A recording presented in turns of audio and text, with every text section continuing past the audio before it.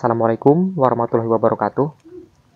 Jadi di video kali ini kita akan membahas tentang bagus mana sih pengeraman ataupun menggunakan mesin tetas. Sebenarnya tidak ada masalah sama sekali ya dengan menggunakan mesin tetas ataupun dengan pengeraman indukan. Tidak ada namanya spesifikasi tentang lebih sehat ataupun dalam artian kata lebih buruk. Semuanya itu sama teman-teman. Ketika kita menggunakan mesin tetas juga hasilnya sama, juga kita menggunakan pengeraman juga hasilnya sama. Tetapi buat kita yang ingin menjadikan usaha dalam sistem pembibitan entok ini dalam sebuah bisnis, lebih tepatnya kita harus meningkatkan sebuah produktivitas dari indukan-indukan ataupun memanfaatkan indukan-indukan yang lagi berproduktif ya teman-teman. Jadi senantiasa ya, memang kita di sini mengejar target dengan mengharapkan telur-telur yang dihasilkan oleh indukan. Mengapa? Ketika kita menggunakan pengeraman ya, kita memang membutuhkan waktu yang sedikit lama ini ya dalam proses bertelur dan pengeraman. Itu membutuhkan waktu kurang lebih hampir 2 bulanan ya, dari masa bertelur, terus mengerami, dan masa akan bertelur kembali. Nah, di sini kita sudah tahu ya bahwa dalam proses bertelurnya entok ini membutuhkan waktu yang tidak bentar, teman-teman. Jadi kita memang harus senantiasa ya, gimana caranya untuk mempercepat produksi. Jadi kalau untuk hasil ya, kalau menurut saya itu tidak ada pengaruhnya sama sekali, teman-teman.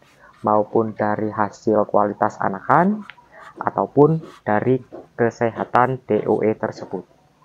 Karena ya, kita sudah tahu sendiri ya, dalam dunia peternakan ini, maupun dari penetasan bebek petelur, penetasan bebek pedaging, penetasan ayam broiler, penetasan ayam petelur, itu rata-rata menggunakan mesin tetas, teman-teman. Dan jadi ya, sebenarnya dalam dunia peternakan, cuman peternakan entok lah yang jarang menggunakan mesin tetas. Dan banyak juga yang bilang bahwa dengan pengeraman, dengan menggunakan mesin tetas, itu hasilnya kurang baik. Itu sebenarnya cuman akal-akalan, teman-teman. Itu semuanya hanya sebuah akal-akalan menurut saya. Logikanya kalau dengan menggunakan mesin tetas itu kurang baik, kenapa pada penetasan broiler, penetasan bebek petelur, penetasan bebek pedaging, dan ras ayam petelur itu semua menggunakan mesin tetas, teman-teman. Dan hasilnya tidak ada sama sekali dengan kualitas kesehatan dan kualitas dari segi postur, itu tidak ada pengaruhnya sama sekali, teman-teman. Hasilnya sama saja, malah kita akan mendapatkan dampak yang baik ya. Dampaknya yaitu indukan kita berproduksi dengan lancar, tidak ada yang namanya pengeraman, dan tidak ada namanya proses penggantian bulu terhadap indukan yang lagi mengerami. Jadi sebenarnya untuk pengeraman maupun dari indukan dan mesin tetas itu tidak ada bedanya, teman-teman, dari kualitas kesehatan maupun dari kualitas postur maupun dari kesehatannya dia, antivirusnya itu sama aja, teman-teman. Semuanya itu tergantung pada perawatan ketika merawat DOE tersebut atau merawat anakan tersebut. Dan alhamdulillah ya, untuk saat ini kami juga tidak pernah mengalami nih masa ketidakpuasan konsumen kami tentang pembelian bibit dari kami nih ya, dengan menggunakan mesin tetas katanya kurang sehat, nggak tahan pada penyakit. Itu nggak ada, teman-teman. Itu semua akal-akalan. Pasti yang bilang seperti itu rata-rata dia tidak menggunakan mesin tetas, teman-teman. Bisa jadi dia tidak mengerti menggunakannya, bisa jadi dia tidak punya mesin tetasnya, bisa jadi dia memang belum paham, teman-teman, dan masih gagal. Nah, saya juga dulunya demikian, teman-teman. Melakukan beberapa kali percobaan tentang dunia penetasan telur. Dan bolak-balik, teman-teman, gagal. Berapa ratus butir sudah saya masukkan mesin, itu sama sekali tidak ada yang jadi, teman-teman. Tapi di situ saya tidak putus asa ya. Terus mencobanya. Alhamdulillah, untuk sekarang kami menggunakan mesin tetas itu lancar-lancar saja, teman-teman. Dan hasil anakan juga lancar-lancar saja. Dan buktinya sendiri teman-teman bisa lihat ya, untuk indukan-indukan kami ini ada sebagian itu yang memang hasil produksi kami, teman-teman. Hasil memang pembesaran dari kami dan ada juga pembesaran dari peternak-peternak lain.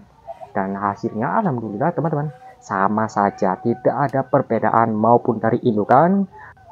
Jadi itu tidak ada ya yang namanya dengan penetasan mesin tetas itu akan berdampak buruk pada DOE, kesehatannya menurun ataupun kurang tahan terhadap penyakit. Itu tidak ada teman-teman. Semuanya itu tergantung pada perawatan kita masing-masing ya, maupun dari pengeraman indukan sekalipun ya. Ketika kita merawatnya dengan asal-asalan, saya bisa pastikannya untuk hasilnya pasti akan mendapatkan kematian yang sangat luar biasa.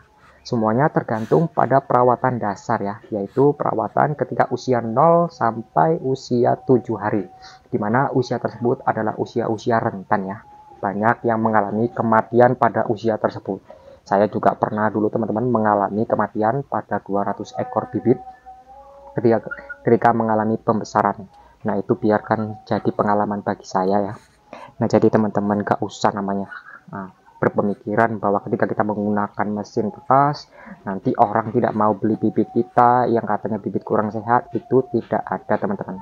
Bagi saya, berikan perawatan yang terbaik, hasilnya juga pasti akan baik teman-teman. Mau dengan pengeraman indukan, mau dengan pengeraman mesin tetas, semua hasilnya sama, tergantung pada rekan-rekan. Nah jadi kalau untuk populasi besar ya lebih bagus memang dicampur ya dengan menggunakan pengeraman dan juga menggunakan mesin tetas seperti saya.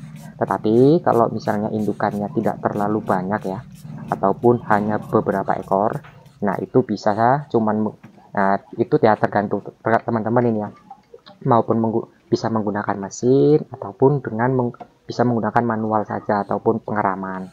Karena ya namanya daya listriknya juga pasti ada ya teman-teman ya. Untuk biaya listrik juga ada, makanya kalau populasi besar, saya sarankan juga menggunakan mesin tetas. Tapi kalau masih memiliki beberapa indukan, ya bagus pengeraman alami saja teman-teman. Jadi namanya kita harus memikirkan semua teman-teman ya. Namanya biaya operasional, itu juga harus kita pikirkan. Jangan mentang-mentang dengan menggunakan mesin tetas itu kita tidak hitung-hitung teman-teman. Tidak hitung-hitung berapa pengeluaran biaya listrik kita dan berapa biaya hasilnya. Semua itu dalam pembukuan kita teman-teman. Udah kita atur dengan sedemikian rupa agar hasil dan pengeluaran itu masih berbanding lurus teman-teman.